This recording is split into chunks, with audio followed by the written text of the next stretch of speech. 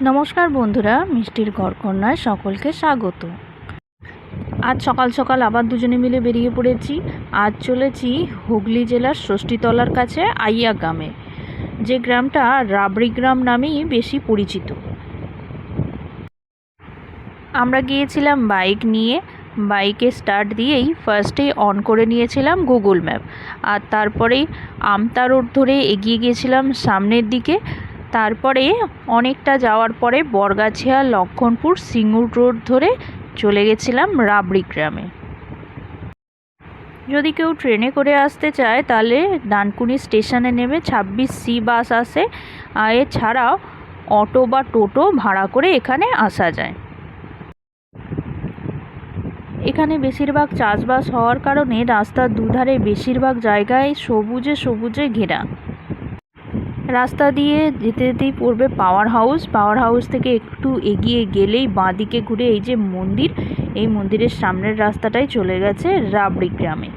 এই রাবড়ি গ্রামে প্রত্যেকটা বাড়িতেই কিন্তু রাবড়ি তৈরি হয়। গ্রামের মানুষের ব্যবহার এখানে খুবই আন্তরিক। রাবড়ি গ্রামে পৌঁছে কিছুটা গ্রাম ঘুরে দেখলাম, আর তারপরে চলে গেলাম মা কালী রাবড়ি ভাণ্ডারে। এখানে পৌঁছে চলে গেছিলাম একেবারে ওদের বাড়ির ভিতরে। ওনারা নিজেরাই নিয়ে গেছিলেন ওনাদের বাড়ির ভিতরে কিভাবে রাবড়ি তৈরি হচ্ছে সেটা দেখাবার জন্য। ওনাদের বাড়ির ভিতরে বসেই আপনাকে দেখিয়ে দেবে কিভাবে রাবড়ি তৈরি হয়। আর এখান থেকে পশ্চিমবঙ্গের বিভিন্ন জায়গায় রাবড়ি সাপ্লাই হয়।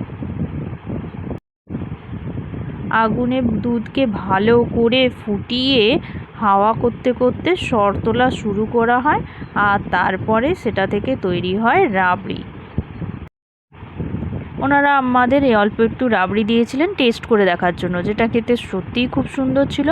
আর ছিল ওদের ঘরের তৈরি করা ঘি, যেটার গন্ধ ছিল দারুণ। আর এরপরে আমরা টেস্ট করে নিলাম সর ভাজা, যেটা খেতে ছিল খুবই সুন্দর।